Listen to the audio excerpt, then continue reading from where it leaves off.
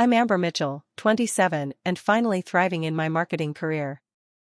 That Thanksgiving should have been a celebration of my success. Instead, my father's cutting words sliced through the ambient dinner chatter. If only you weren't so selfish, Amber.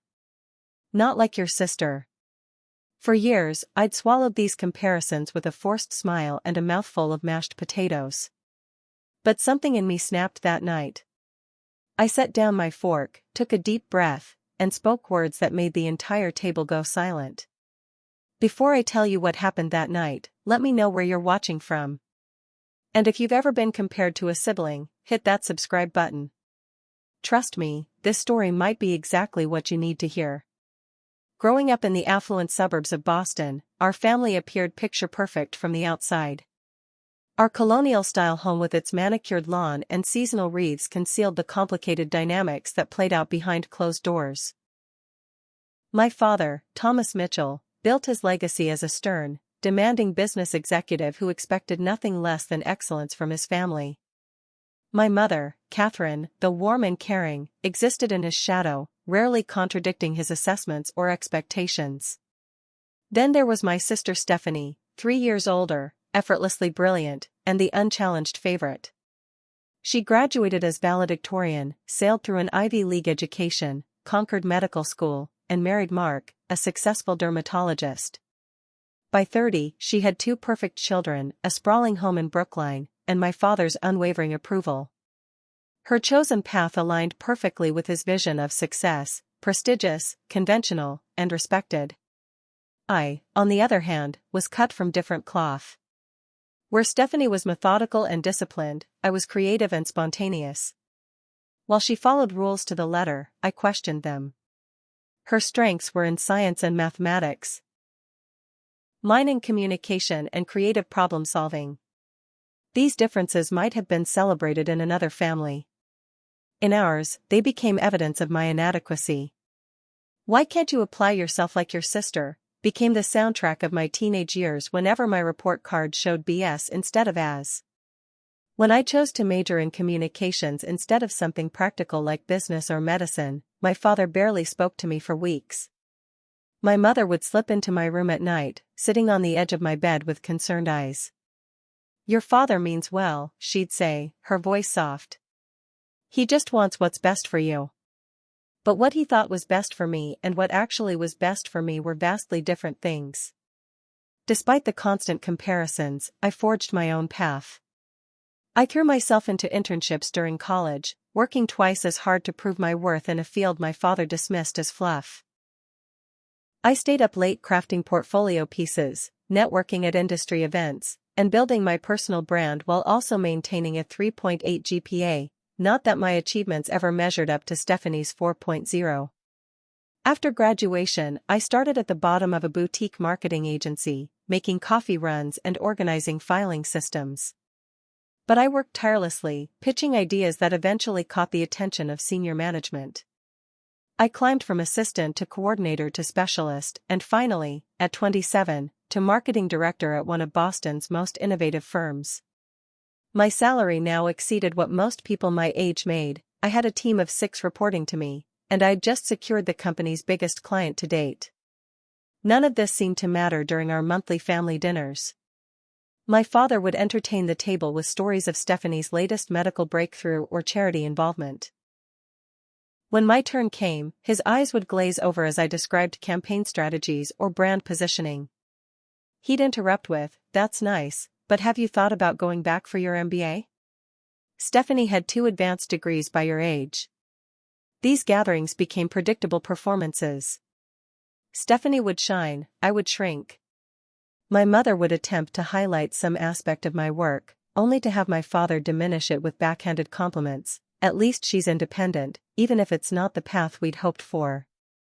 Over time, I started attending family events less frequently, making excuses about work deadlines or client emergencies. When I did show up, I'd arrive late and leave early, minimizing my exposure to the subtle digs and overt comparisons. I built a life separate from my family, a network of friends who celebrated my successes, colleagues who respected my talents, and a beautiful apartment overlooking the Charles River that I'd earned entirely on my own. But the emotional toll of being the family disappointment never quite faded. Despite therapy and self-help books about toxic family dynamics, part of me still craved my father's approval. That childlike desire to make him proud lingered beneath my independent exterior, making each criticism sting despite my professional accomplishments. This year had been particularly successful for me. I'd led a campaign that increased our clients' revenue by 30%, been featured in a marketing industry magazine as a rising star under 30, and finally paid off my student loans completely. I thought, perhaps naively, that these tangible achievements might finally earn my father's respect. As Thanksgiving approached, I felt the familiar dread mixed with a new determination. This year would be different. This year, I would make them see me, really see me, for who I was and what I'd accomplished without their support or approval.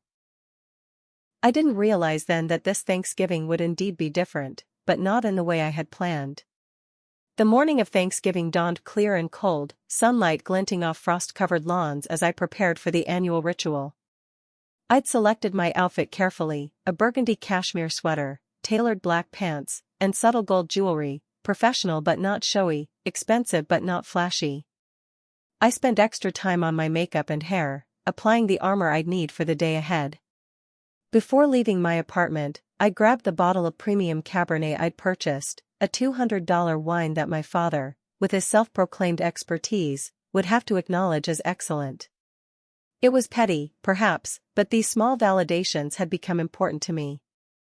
"You can do this," I told my reflection in the hallway mirror. 4 hours, max. Then you're free. The drive to my parents' Lexington home took longer than usual with holiday traffic. I used the time to mentally rehearse how I'd share my recent accomplishments. I'd keep it casual but confident. I wouldn't appear desperate for approval, even if part of me still was. When I pulled into the circular driveway, Stephanie's Range Rover was already there, parked prominently in front of the house. Of course she'd arrived early to help. I took a deep breath, gathered the wine and a small bouquet of flowers for my mother, and approached the imposing front door with its harvest wreath. My mother answered, her face lighting up genuinely. "Amber, you look beautiful, honey." She pulled me into a hug that smelled of her signature perfume and the savory scents of Thanksgiving cooking. For a moment, I relaxed into her embrace, allowing myself to feel like a welcome daughter rather than an obligatory invitee. "Thanks, Mom. The house smells amazing. Come in, come in. Everyone's in the living room." Everyone meant my father holding court in his leather armchair, Stephanie and Mark on the sofa across from him, and their children, Emma, 5, and Jacob, 3, playing with toys on the Persian rug. The scene was picture-perfect, like something from a holiday commercial. My father glanced up from his conversation. "Amber, we were wondering when you'd make it." "No hug." "No, good to see you." Just a subtle reminder that I was late, even though dinner wasn't for another hour. "Traffic was heavy," I said, leaning in to kiss his cheek. He patted my arm absently. Stephanie rose to greet me with a warm hug. "Hey, sis. We missed you at Sunday dinner last week." "Had to finalize the holiday campaign for our new client," I explained, grateful for her genuine welcome. "The children made you Thanksgiving cards," Stephanie said, motioning toward her perfect offspring. "Show Aunt Amber what you made." The kids dutifully presented their handprint turkeys and crayon masterpieces. I made appropriate noises of appreciation, though I couldn't help noticing the refrigerator already showcased their artwork while mine would likely end up in a drawer somewhere. I presented the wine to my father, who examined the label with a critical eye. Interesting choice," he said, which was as close to approval as I was likely to get.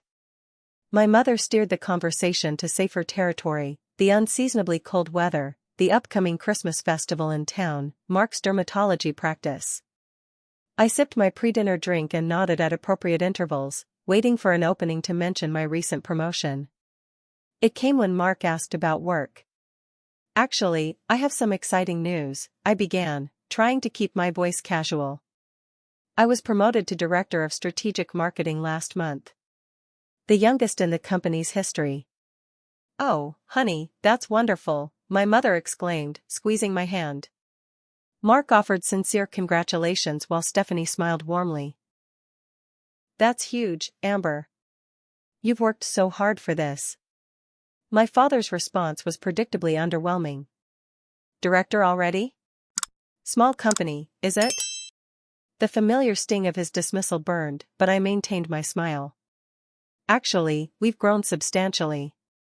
We now handle accounts for 3 Fortune 500 companies." He said, turning to Mark. "Speaking of growth, how's that new location coming along?" And just like that, my moment was over, my achievement dismissed. The conversation shifted to Mark's expanding practice, then to Stephanie's hospital fundraiser that had exceeded its goal by 30%, a fact my father repeated 3 times during the next half hour.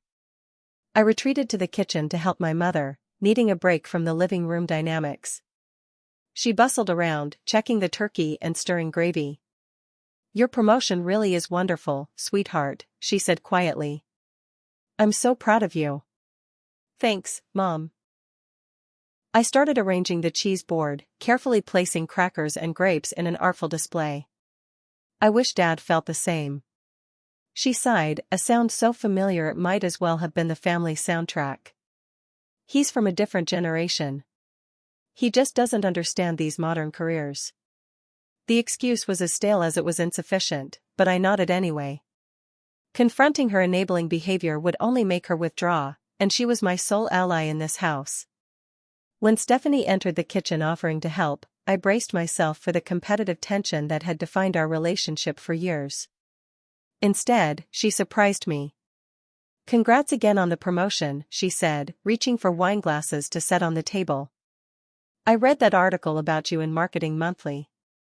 It was really impressive." I blinked in surprise. "You read that?" "Of course." She lowered her voice. "Look, I know Dad can be difficult. But I see how hard you've worked." For a brief moment, I glimpsed what our relationship might have been without our father's constant comparisons, 2 sisters with different strengths, supporting each other rather than being pitted against one another. The moment felt precious and fragile. Then my father's voice boomed from the dining room, "Catherine. Is dinner ready?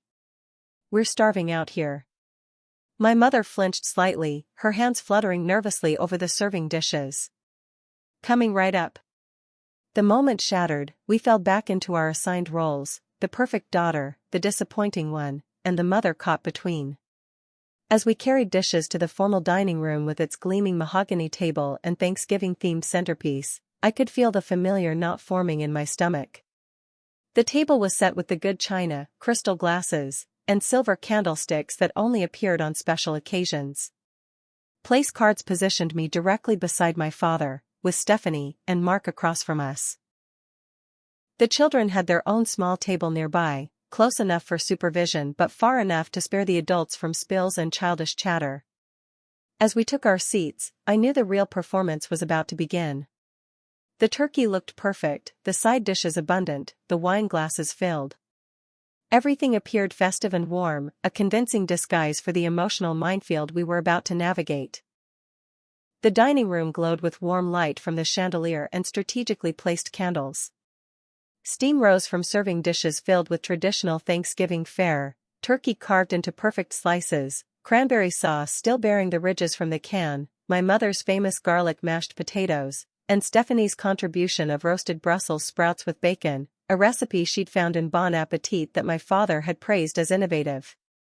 As we settled into our designated seats, my father at the head of the table with my mother at the opposite end, I smoothed my napkin across my lap and prepared for the annual ritual.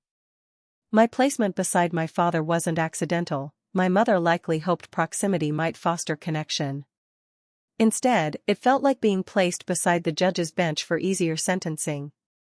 "Before we begin," my father announced, lifting his wine glass, "I'd like to say how grateful I am to have almost the entire family here." He smiled at Stephanie and Mark. "And especially thankful for my beautiful grandchildren. Every year brings new blessings." We raised our glasses in agreement. I sipped the expensive Cabernet I'd brought, noting that my father had indeed chosen to serve it despite his earlier dismissal. Small victories. The meal began pleasantly enough. Dishes were passed, compliments offered to my mother's cooking, and conversation remained superficially cordial. I focused on my plate, contributing only when directly addressed. Years of experience had taught me that flying under the radar was the safest strategy. So, my father turned to Stephanie after his second helping of turkey. Tell us more about this hospital fundraiser. Catherine mentioned it broke records? Stephanie dabbed her mouth with her napkin. Yes, we raised over $200,000 for the children's cancer ward. The new equipment should arrive by February. Remarkable, my father beamed. And you organized the entire event? I co-chaired the committee, Stephanie said, glancing briefly at me. It was a team effort. Always modest, my father chuckled. Just like your mother. But I know how these committees work, there's always one person doing most of the heavy lifting. Mark nodded proudly. She worked on it for months. Barely saw her some weekends. That's the Mitchell work ethic, my father declared, as if this trait had somehow skipped a generation when it came to me. Commitment to excellence. My mother, sensing dangerous waters, attempted to redirect. Amber was just telling us about her promotion. Director of Strategic Marketing, Thomas. Isn't that wonderful? My father's mouth tightened slightly at the corners. Yes, I heard. He turned to me with what appeared to be genuine curiosity. What exactly does a director of strategic marketing do all day? Is it mainly social media posts and advertisements? The oversimplification of my career stung, but I maintained my professional composure. It's quite comprehensive, actually. I develop integrated marketing strategies for major brands, analyze market trends, manage a team of specialists, and directly handle our highest value client relationships. Last quarter, our campaign for Northstar Technologies increased their revenue by 30%. My father said, the sound non-committal. Marketing is basically advertising, isn't it? Just with fancier terminology these days. Not exactly, I began, but he was already turning to Mark. Speaking of healthcare, Mark, what's your take on the new insurance regulations affecting private practices? And just like that, I was dismissed again. I caught Stephanie's sympathetic glance across the table, but it offered little comfort. I took a larger sip of wine than was strictly polite. The conversation drifted through various topics, my nephew's preschool achievements, my niece's ballet recital, Mark's golf game, and eventually circled back to Stephanie's volunteer work. I contributed where appropriate, laughed at the right moments, and maintained the facade of holiday harmony. As my mother served pumpkin pie, my father turned the conversation to my personal life, always his favorite territory for criticism. Amber, Catherine tells me you're still single? The question hung in the air like a judgment. I am, I replied evenly. My career keeps me quite busy. Stephanie managed to excel in her career while finding time for marriage and children, he pointed out, as if I might have somehow missed this detail. She's even on track for department head next year, aren't you, dear? Stephanie looked uncomfortable. It's still very preliminary. Don't be modest, my father interrupted. With your publication record and clinical skills, it's practically guaranteed. He turned back to me. The problem with focusing exclusively on career, Amber, is that before you know it, the good years have passed. Women have biological clocks, you know. My mother intervened. Thomas, please. It's Thanksgiving. I'm just looking out for her future happiness, he insisted. Marketing trends change every year, but family is forever. Stephanie understood that balance. I set my fork down beside my half-eaten pie. My career brings me tremendous satisfaction. I'm building something meaningful. Of course you are, he said in the patronizing tone he reserved exclusively for me. But at your age, Stephanie was already established professionally and building a family. You keep postponing the important parts of life to chase promotions. Different people find fulfillment in different ways, I said carefully. True, he acknowledged, but some choices are objectively better than others. Look at your sister, successful career, beautiful home, wonderful husband, 2 perfect children. She contributes to society through medicine and volunteering. He shook his head slightly.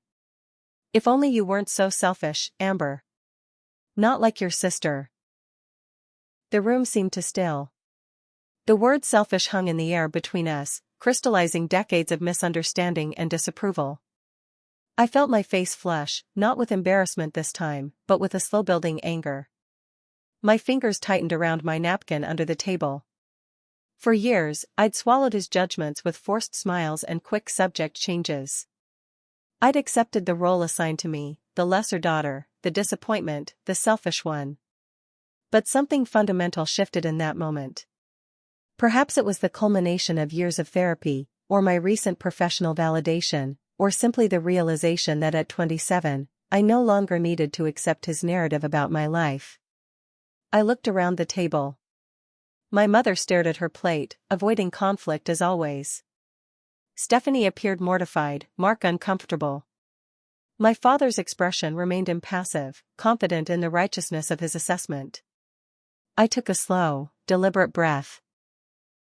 Selfish, I repeated, my voice steady despite the emotion coursing through me. I'd like to explore that characterization, if you don't mind. Selfish, I said again, setting my wine glass down with precise control. The crystal made a delicate sound against the tablecloth, a counterpoint to the deafening silence that had fallen over the dining room. That's an interesting choice of word, Dad. My voice remained calm, belying the thunderous heartbeat in my chest. Years of giving marketing presentations to intimidating executives had taught me how to project composure even when internally rattled. Amber, perhaps this isn't the best time, my mother began, but I gently raised my hand. No, Mom. I think Thanksgiving is exactly the right time to discuss what we're truly grateful for, and what we're not. I turned back to my father, whose expression had shifted from smug certainty to wary surprise at my unusual response. You've called me selfish for pursuing my career instead of following Stephanie's path. Let's examine that. I straightened in my chair, meeting his gaze directly. I put myself through college with scholarships and part-time jobs. I didn't ask you for tuition assistance, even when I struggled to pay rent during my junior year and ate ramen for weeks straight. My father shifted uncomfortably. We would have helped if you'd asked. But that's just it, I continued.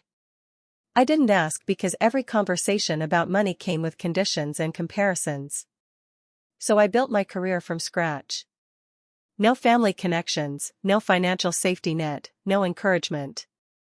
Just determination and hard work. I looked around the table, addressing each family member in turn. While we're discussing selfishness, did you know I was passed over for promotion twice before finally earning my director position? Not because I lacked qualification, but because I refused to take credit for my team members' ideas. My boss actually told me I was too collaborative and needed to be more assertive about my contributions. Stephanie was watching me with wide eyes, Mark appeared frozen with his fork halfway to his mouth, and my mother's hands twisted nervously in her lap. Did you know I've declined 3 higher-paying job offers in the past year because I wouldn't abandon the team I built? Or that I mentor 4 young women in marketing, meeting them for coffee every month before work, never charging for my time or expertise? I turned back to my father. But perhaps the most selfish thing I've done is something none of you know about. For the past 2 years, I've been paying half of Grandma Mitchell's nursing home fees. This revelation caused a visible reaction. My father's mouth actually fell open. Grandma Mitchell, his mother, had been in an assisted living facility since her stroke 3 years ago. The family had always operated under the assumption that her savings and Social Security covered the costs. That's not possible, my father said, his voice uncharacteristically uncertain. The Cedar Brook expenses are covered by her accounts. Her accounts ran out 14 months ago, I said quietly. The facility manager called me because I'm listed as her secondary contact. Rather than disrupting her care or causing family drama, I arranged to cover the shortfall. That's $4,200 out of my supposedly inadequate marketing salary every month. The stunned silence that followed was broken only by the soft clink of my mother setting down her water glass. "Why didn't you tell us?" Stephanie asked, her voice small. "Because Grandma didn't want anyone to know she was struggling financially. She was embarrassed. And I took a deep breath, because I knew the conversation would inevitably turn to how I should be more financially prudent, like Stephanie, rather than focusing on the actual issue, Grandma's care. I turned back to my father. "So yes, I'm unmarried at 27. I don't yet have children. I prioritized building a career that fulfills me intellectually and creatively. But selfish is not a word that accurately describes those choices." My father's face had reddened, whether from anger or embarrassment was unclear. "If you're paying for Cedar Brook, why haven't you mentioned it? We would have contributed." "Would you?" I asked, genuine curiosity in my tone. "Or would you have used it as another opportunity to point out how my career choices have limited my financial capacity compared to a doctor's salary? Would you have praised my sacrifice, or questioned my budgeting?" For perhaps the first time in my adult life, my father appeared at a loss for words. I continued, my voice growing stronger. "For years, I've accepted your narrative that I'm the selfish daughter, the disappointment, the one who doesn't measure up. I've sat at this table and endured comparisons to Stephanie as if we're in some sort of lifelong competition that she's winning and I'm losing." I glanced at Stephanie. "This isn't about you, by the way. You've earned everything you've achieved, and I'm genuinely proud of you. But Dad has created this dynamic where your success somehow diminishes mine, as if there's a finite amount of parental pride to go around." Stephanie nodded slightly, tears glistening in her eyes. I looked at my mother next. "And Mom, you've tried to mediate, to smooth things over, to explain away Dad's behavior. But your silence and excuses have enabled this pattern to continue for years." My mother's face crumpled slightly, but she didn't deny it. Finally, I turned back to my father. "I don't need your approval anymore, Dad. I'd built a life I'm proud of, a successful career, meaningful friendships, financial independence, and the freedom to help others, including Grandma, without fanfare or recognition. If that makes me selfish in your eyes, then perhaps we have fundamentally different definitions of the word." I placed my napkin beside my plate and stood up. "Thank you for dinner, Mom. The food was delicious as always." My father finally found his voice. "Sit down, Amber. You're being dramatic. If you'd told us about your grandmother's situation." "That's exactly my point," I said calmly. "Everything becomes my failure to communicate properly, my mistake, my shortcoming. Never your failure to create an environment where honest communication is possible." I looked around the silent table one last time. "I love all of you, but I don't love the dynamic we've created. And for the first time, I'm recognizing that I have the power to step away from it." With those words, I walked out of the dining room, leaving the most profound silence I'd ever created in my wake. The drive home from my parents' house was a blur. My hands gripped the steering wheel so tightly my knuckles turned white, and despite the November chill, I cracked the window to feel the sharp air against my flushed face. Boston city lights gradually replaced suburban darkness as I made my way back to my apartment, each mile increasing the distance between me and the dining room confrontation. Part of me expected immediate calls or texts, my mother's pleas to return, my father's demands for an apology, perhaps even Stephanie's concerned follow-up.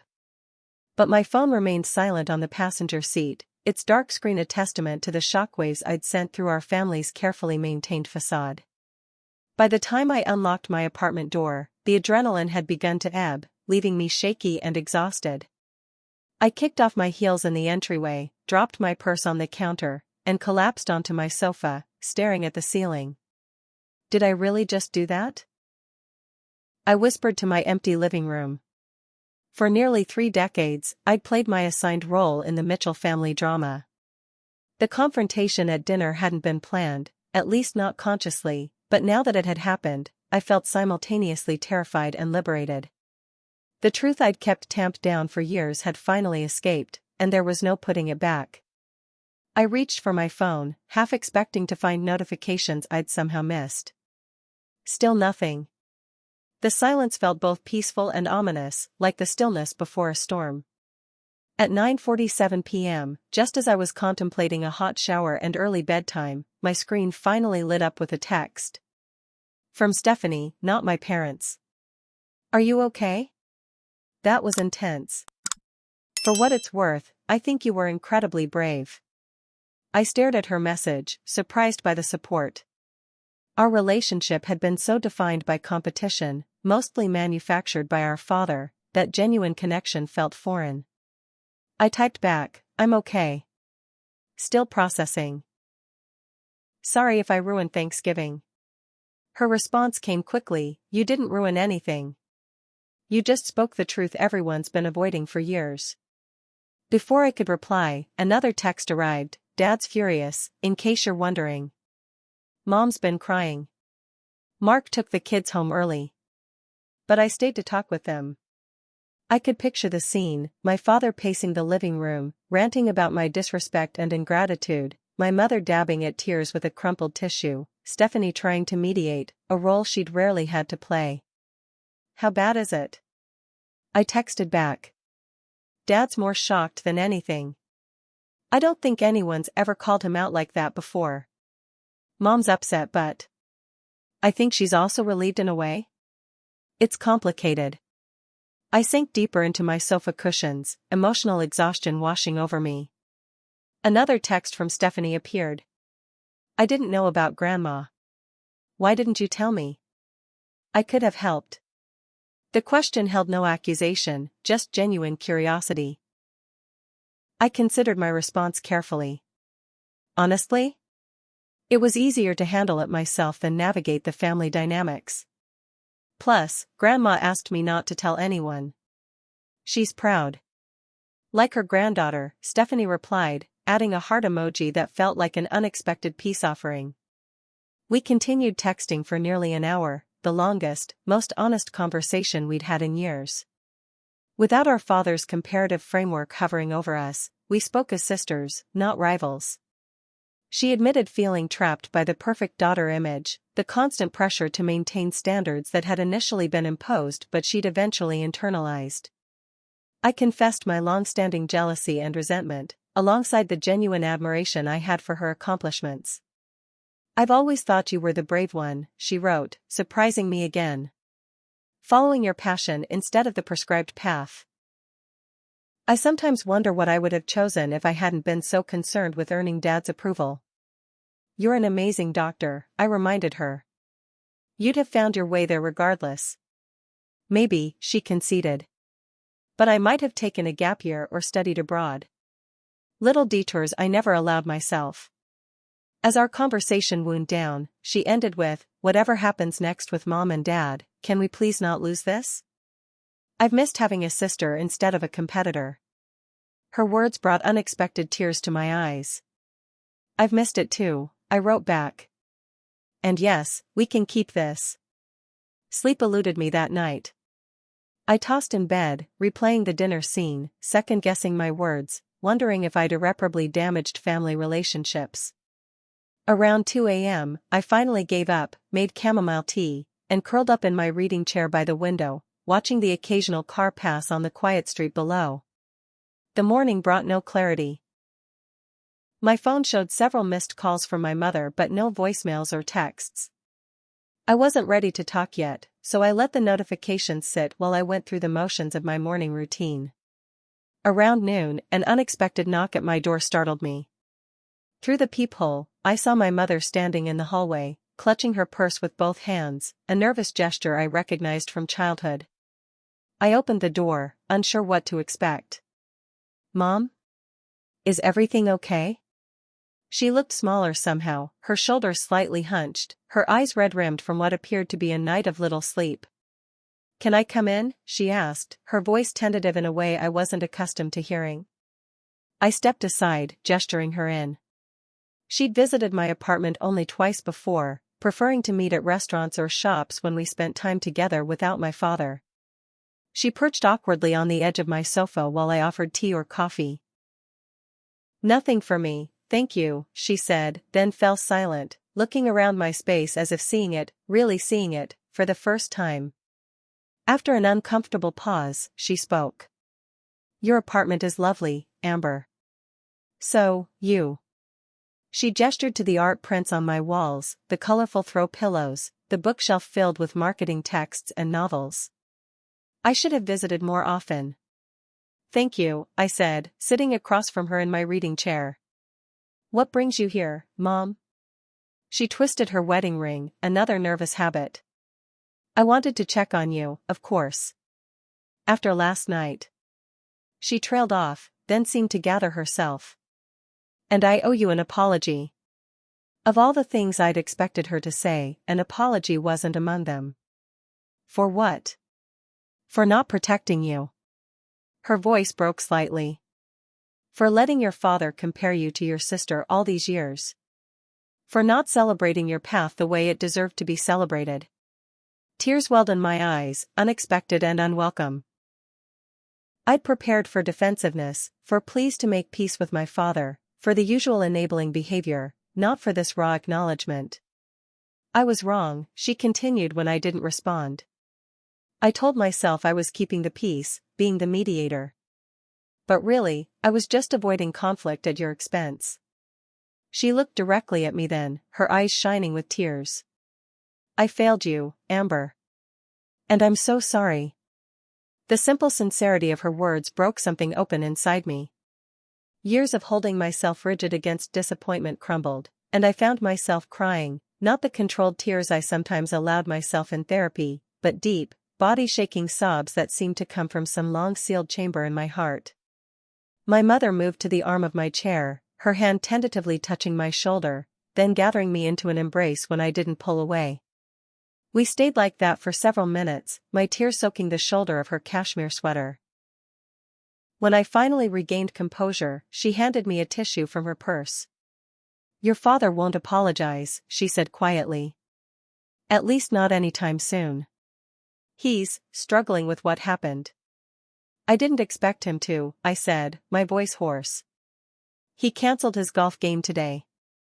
Just sat in his study staring at the wall. A faint smile touched her lips. In 40 years of marriage, I've never known Thomas Mitchell to cancel golf. So maybe, in his way. She didn't finish the thought, and I didn't press. We both knew my father well enough to understand that his version of processing rarely included verbal acknowledgement. We talked for nearly 2 hours, about Grandma's care, my mother insisted on contributing going forward, about my career achievements she'd never fully understood, about Stephanie's text messages and the possibility of a renewed sisterhood. For the first time, we spoke as two adult women rather than mother and daughter locked in familiar patterns. As she prepared to leave, she paused at the door. About Christmas. Christmas at the Mitchell house was an even more elaborate affair than Thanksgiving, with color-coordinated decorations, catered meals, and carefully selected gifts. I'm not sure I'm ready to, I began. That's what I wanted to say, she interrupted gently. Perhaps this year we need a break from tradition.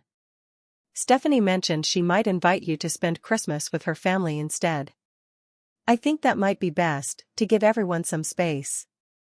The suggestion, so contrary to her usual insistence on perfect family gatherings, confirmed how profound the previous night's rupture had been. And you're okay with that? I asked. She smoothed her already immaculate hair, a gesture that revealed her discomfort even as she nodded. I think it's necessary. For healing. After she left, I stood in my entryway for several long moments, processing the unexpected turn our relationship had taken. My phone buzzed with a text from Stephanie. Mom visited you? Just left, I replied. It was, actually good. Miracles never cease, she texted back with a smiley face. By the way, Christmas at our place this year? Emma's been asking when Aunt Amber is coming over anyway. As I stared at her invitation, I realized that the ground beneath the Mitchell family had permanently shifted. What would grow from the upheaval remained to be seen, but for the first time in years, I felt cautiously optimistic about possibilities I'd long since abandoned. The week following Thanksgiving unfolded unlike any post-holiday period I'd experienced before. Typically, family gatherings were followed by business as usual, perhaps a perfunctory "thank you for hosting" text to my mother, then a return to our separate lives until the next obligatory event. This time was dramatically different. My father maintained complete radio silence.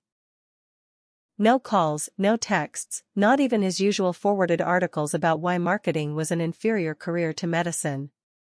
His absence from my life, while not entirely unfamiliar, carried a new quality. This wasn't his usual passive disappointment, it was active withdrawal. My mother, by contrast, checked in daily with brief, almost tentative messages. "Just thinking of you," or "hope your day is going well." Small digital olive branches extended across the chasm that had opened between us. I responded in kind, our exchanges careful but genuine. Most surprising was Stephanie's consistent presence in my life.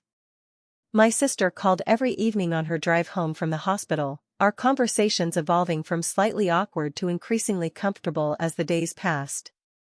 Without our father's comparative framework hovering over us, we discovered commonalities we'd never acknowledged before. Similar senses of humor, shared childhood memories that hadn't been tainted by competition, even similar taste in trashy reality TV shows that we'd both kept secret from our highbrow parents. "I've been thinking about what you said at Thanksgiving," Stephanie said during one of our calls, about 10 days after the confrontation. "About Dad creating a dynamic where my success somehow diminishes yours." "I hope you know I wasn't blaming you for that," I said quickly. "I know," she assured me. "But it made me realize something. I think I've been complicit in it without recognizing it. I got so used to being the good one that I never questioned the system that bestowed that label." Her self-awareness surprised me. "It was easier for you not to question it," I acknowledged without rancor. "Exactly. And I'm sorry for that." She paused, and I could hear her turn signal clicking in the background. "The thing is, I felt trapped by expectations too. Different ones than yours, but still confining." "What do you mean?" I asked, curious about this new vulnerability between us. "I never got to explore what I really wanted," she explained. "I followed the path of least resistance, the one that earned automatic approval. Medical school, marriage to another doctor, children on the expected timeline. It's not that I don't love my life, but you never got to discover if you might have loved a different one," I finished for her. "Exactly," she said, relief evident in her voice. "I sometimes envy your courage to forge your own way, even with all the disapproval."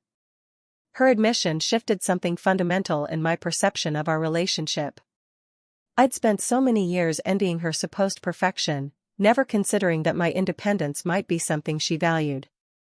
Our daily conversations became a healing ritual, creating a bridge between our separate worlds.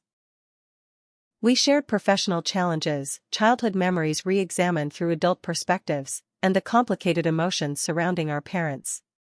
For the first time, we were allies rather than competitors. 3 weeks after Thanksgiving, my mother invited me to lunch at a neutral location, a cafe halfway between my office and their home. I agreed, curious about this unprecedented one-on-one meeting outside a family gathering. She looked nervous when I arrived, fidgeting with her napkin and reapplying lipstick just before I reached the table. We exchanged pleasantries about the weather and ordered salads neither of us seemed particularly interested in eating. Finally, she set down her fork and looked at me directly. "I've been seeing a therapist," she announced, the words rushing out as if she'd been practicing them. I nearly choked on my water. "You have?" She nodded, a flush spreading across her cheeks. "After Thanksgiving, I realized some things needed to change. Not just for you and Stephanie, but for me." She twisted her wedding ring. "I've spent 40 years defining myself through your father's expectations. I'm not even sure who Catherine Mitchell is apart from Thomas Mitchell's wife." The vulnerability in her admission stunned me. My mother had always been the supportive spouse, the perfect hostess, the family peacekeeper. I'd never considered that she might harbor her own regrets or unfulfilled aspirations. "That's really brave, Mom," I said finally. She gave a small, self-deprecating laugh. Is it? It feels terrifying, actually. She reached across the table to touch my hand briefly. I think I learned something from you at Thanksgiving. About speaking truth, even when it's uncomfortable. We talked more openly than we ever had before. About her dreams of teaching that she'd abandoned when she married my father, about how she'd channeled her creative instincts into maintaining a perfect home instead of pursuing her own interests, about her growing realization that she'd enabled my father's behavior toward me out of her own fear of conflict. How is Dad handling all this?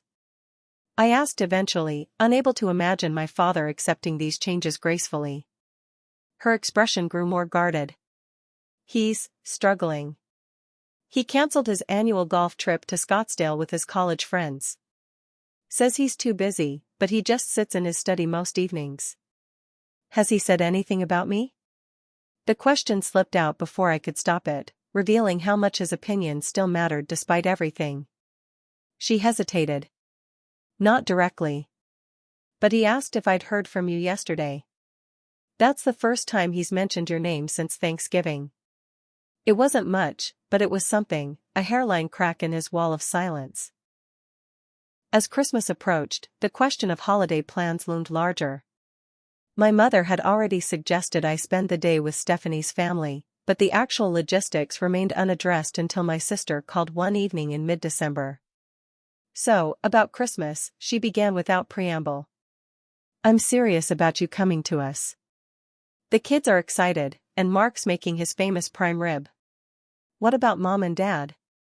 I asked, the unspoken complexity hanging between us. Stephanie sighed. Mom thinks it's better to give Dad more time. She suggested they might visit Mark's parents in Connecticut instead. The idea of our parents spending Christmas away from both their daughters, breaking decades of tradition, underscored how profoundly things had changed. Part of me felt guilty for causing this familial fracture, another part recognized it as necessary growing pains. Christmas at Stephanie's turned out to be the most relaxed holiday I'd experienced in years. Her Brookline home was festively decorated but without the museum-like perfection of our parents' house. The children ripped open presents with abandon, wrapping paper strewn across the floor in a way that would have horrified our mother. Mark mixed excellent Bloody Marys, and we played board games in our pajamas until mid-afternoon. Most surprisingly, Stephanie and I managed to cook dinner together without a single moment of tension or competition.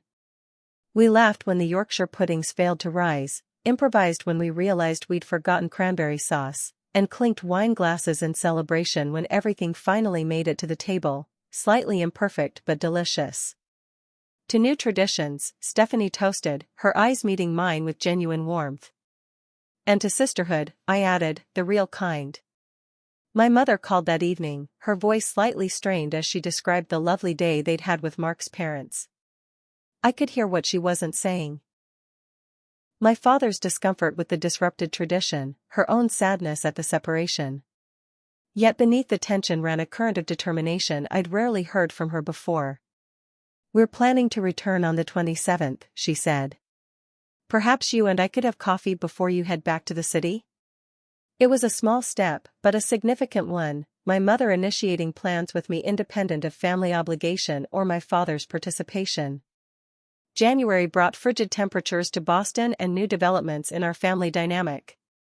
I began seeing my therapist twice a week, processing the Thanksgiving confrontation and its aftermath, examining patterns I'd internalized without realizing their impact on my relationships and self-perception. What do you want your relationship with your father to look like going forward? Dr. Levine asked during one session, her question cutting through my circling thoughts. I don't know if that's up to me, I hedged. Humor me, she persisted. If you could design the relationship without his limitations, what would it look like? I considered the question seriously. I'd want mutual respect. Not agreement on everything, but acknowledgement that my choices are valid even if they're different from what he would choose. I'd want him to see me, really see me, not just the ways I don't measure up to his expectations. That sounds reasonable, she observed. And what boundaries would you need to maintain your well-being while working toward that ideal? this question proved more challenging. Setting boundaries with my father felt like a foreign concept after decades of attempting to earn his approval through accommodation and achievement. January turned to February. The emotional rawness of the confrontation gradually mellowed into a new normal. Stephanie and I continued our almost daily contact. My mother and I met for coffee weekly, our conversations increasingly honest. My father remained distant, though my mother reported that he'd begun asking more questions about my work and life, information she could now provide with greater accuracy thanks to our improved communication. In late February, nearly 3 months after Thanksgiving, my phone displayed an unexpected notification, a calendar invitation from my father for lunch the following week at his club. No accompanying message, no explanation. Just a formal request for my presence, as if scheduling a business meeting. I showed the invitation to Dr. Levine during our session. "How does this make you feel?" she asked, her standard question carrying particular weight in this context. "Anxious," I admitted. "Hopeful." "Suspicious." "Curious."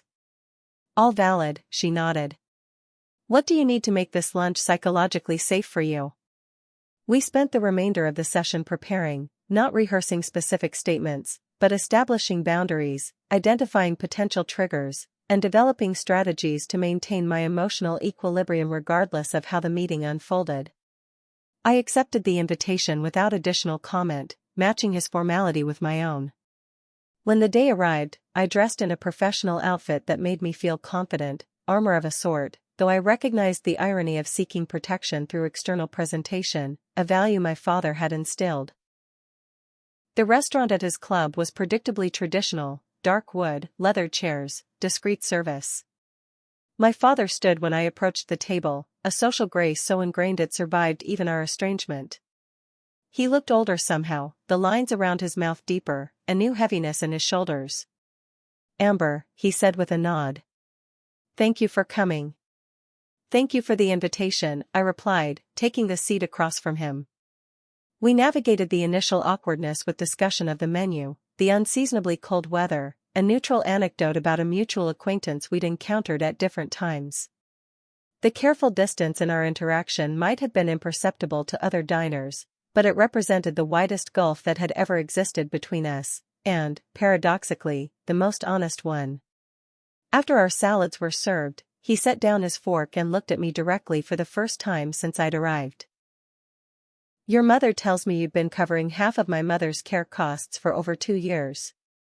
So this was why he'd invited me, the financial revelation from Thanksgiving still reverberating. "Yes," I confirmed simply. "I've spoken with Cedar Brook. Made arrangements to cover all expenses going forward and reimburse you for your contributions." I shook my head. "That's not necessary. I didn't tell you about Grandma to get reimbursed." "Nevertheless," he said firmly, "it's been taken care of." I recognized this for what it was, not an apology, but the closest approximation he could manage. Financial rectification was the language he understood, the way he could acknowledge a debt without articulating the emotional complexity behind it. "Thank you," I said, accepting the gesture in the spirit it was offered. We ate in silence for several minutes before he spoke again. "Your mother is different these days." The observation surprised me. "How so?" He frowned slightly, as if still puzzling through the changes himself. "More decisive. She's joined some book club. Talks about getting a part-time position teaching art at the community center." He shook his head. 40 years of marriage, and suddenly she's full of surprises. I hid my smile behind my water glass. Change can be good. He made a non-committal sound, neither agreeing nor disagreeing. "Stephanie says your company won some award recently." "The Horizon Award for Innovation in Digital Marketing," I confirmed, surprised he'd mentioned it. "It's quite prestigious in the industry." He nodded, absorbing this information without immediate judgment. "She forwarded me the article about it. Impressive reach your campaign had." The acknowledgement, however small, felt momentous. We continued our meal with careful conversation about neutral topics, the Red Sox prospects for the upcoming season, the new development downtown, a restaurant we'd both tried independently. Not once did he compare me to Stephanie or question my life choices. As lunch concluded, he hesitated before standing. "Your mother would like to have a family dinner next month. For her birthday." He straightened his tie, a nervous gesture I'd rarely observed in him. "She would very much like you to attend." I recognized the invitation for what it was, not just a meal, but a tentative step towards some new version of family that none of us had quite envisioned yet. "I'll be there," I promised. As we parted outside the restaurant, he extended his hand formally, as if concluding a business meeting. I took it, noting the slight tremor in his grip that betrayed emotion his expression wouldn't acknowledge. "Take care, Amber," he said, using my name in a way that felt newly attentive. "You too, Dad," I replied. It wasn't reconciliation, not yet. But as I watched him walk to his car, shoulders straight but somehow less rigid than before, I recognized it as something equally valuable. The beginning of recognition, the first fragile tendril of respect emerging from the frozen ground of our relationship. 1 year after the Thanksgiving that changed everything, I stood in my kitchen arranging flowers for a centerpiece I'd never imagined creating. Classical music played softly from my speaker system, blending with the savory aromas of roasting turkey and my mother's signature garlic mashed potatoes. My spacious apartment, usually my private sanctuary, had been transformed for the occasion, dining table extended to its full length, chairs borrowed from a neighbor, autumn-themed decorations tastefully placed throughout the space. The doorbell rang precisely at 4 o'clock. I smoothed my apron, took a deep breath, and opened the door to find my parents standing there, my mother with a homemade pumpkin pie, my father holding a bottle of expensive Cabernet remarkably similar to the one I'd brought to last year's disastrous dinner. "Happy Thanksgiving," my mother said warmly, leaning in for a hug. My father nodded, a slight smile softening his usually stern features as he handed me the wine. "Good vintage," he said. "Thought you might appreciate it." The small gesture, his acknowledgement of my taste and knowledge, represented the incremental shifts that had occurred in our relationship over the past year. Not dramatic reconciliation, but a gradual, often awkward rebuilding founded on something we'd never truly had before, mutual respect. Stephanie arrived moments later with Mark and the children, the apartment quickly filling with the cheerful chaos of family gathering, but a different kind of family than we'd been before. Emma proudly showed me her school art project while Jacob insisted I watch him demonstrate his newfound ability to stand on one foot. My mother moved comfortably around my kitchen as if she'd been cooking there for years, though this was only her third visit to my apartment. My father, still somewhat stiff but visibly making an effort, asked genuine questions about my recent work projects. When I described the challenges of my newest campaign, he listened without immediately suggesting how it could be done better, progress that might seem minor to outsiders but felt monumental to me. As we settled around my table, mismatched chairs, plates that didn't perfectly coordinate, stemware of varying heights, I caught Stephanie's eye across the arrangement. She smiled and gave a slight nod, acknowledging how far we'd come from the formal, tense gatherings of our past. "Before we begin," my father said, reaching for his wine glass, "I'd like to say something." The table fell silent, a momentary tension rippling through the room as we all recalled how differently his Thanksgiving toast had gone a year ago. He cleared his throat. "This past year has brought changes to our family. Some difficult, some," he glanced briefly at me, "long overdue." He straightened his shoulders. "I'm grateful we're together today, in this new way. To family, not as we once were, but as we are becoming." We raised our glasses, the simple toast containing layers of meaning unique to each of us. My mother's eyes glistened with tears. Stephanie squeezed Mark's hand. I felt an unexpected tightness in my throat. The meal that followed wasn't perfect. The turkey was slightly overdone, the gravy had a few lumps, and at one point Jacob knocked over his water glass, sending everyone scrambling for napkins. But the imperfections only highlighted how dramatically our family dynamic had evolved. Instead of tension and criticism, there was laughter. Instead of comparison, there was appreciation for our differences. After dessert, while Mark took the children for a walk to burn off energy and my parents helped with dishes despite my protests, Stephanie joined me on my small balcony overlooking the city. "Remember where we were a year ago?" she asked, pulling her cardigan closer against the November chill. I nodded. "Hard to believe so much has changed." "Not all at once, though," she observed. "It's been 1,000 small moments." She was right. The transformation hadn't happened in a single dramatic confrontation, though that had certainly been the catalyst. The real change had come through countless small interactions, boundaries maintained, honest conversations, and tentative steps toward authenticity. My mother had found her voice, not just with my father but in her own life. The part-time position teaching art had expanded to a full program she'd developed herself. She'd redecorated the formal living room without consulting my father first, a seemingly small act of independence that represented a seismic shift in their marriage. My father had struggled more with the changing dynamics, his lifetime of rigid expectations not easily set aside. But even he had shown capacity for growth I wouldn't have believed possible. He'd begun asking questions instead of making pronouncements. He'd started acknowledging expertise outside his own field, including, occasionally, mine. Stephanie and I had developed the authentic sisterhood we'd been denied for decades. Without competition distorting our perspective, we'd discovered genuine admiration for each other's strengths and compassion for each other's challenges. Our weekly Sunday phone calls had become a cherished ritual, a safe space for sharing everything from professional dilemmas to parenting concerns to dating disasters, mine, not hers. "Do you ever regret it?" Stephanie asked suddenly. "Speaking up that night?" I considered the question seriously. There were moments, especially in those first few weeks. But no, I don't regret it. I turned to face her. We were trapped in patterns that hurt all of us, even if we couldn't see it. Something needed to break for anything to heal.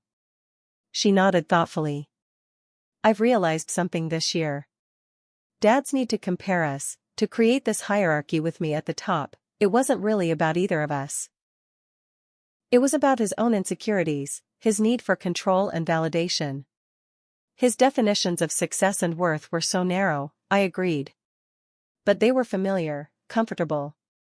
Breaking free of them has been terrifying and liberating in equal measure."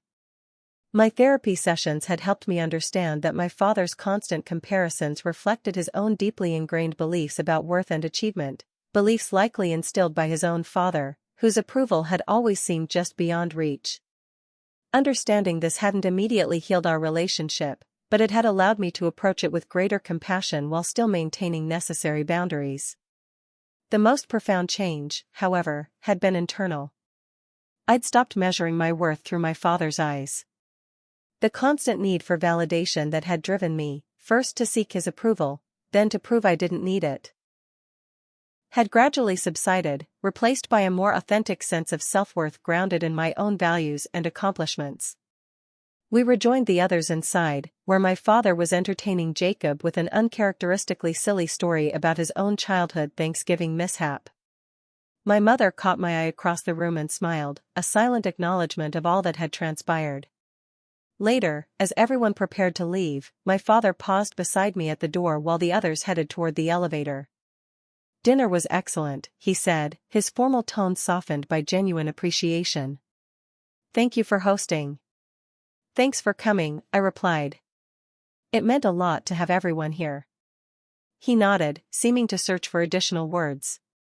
Finally, he said simply, "You built a good life, Amber. Different than I would have chosen, perhaps, but..." He gestured around my apartment, taking in not just the physical space but all it represented, my independence, my success on my own terms. A good life.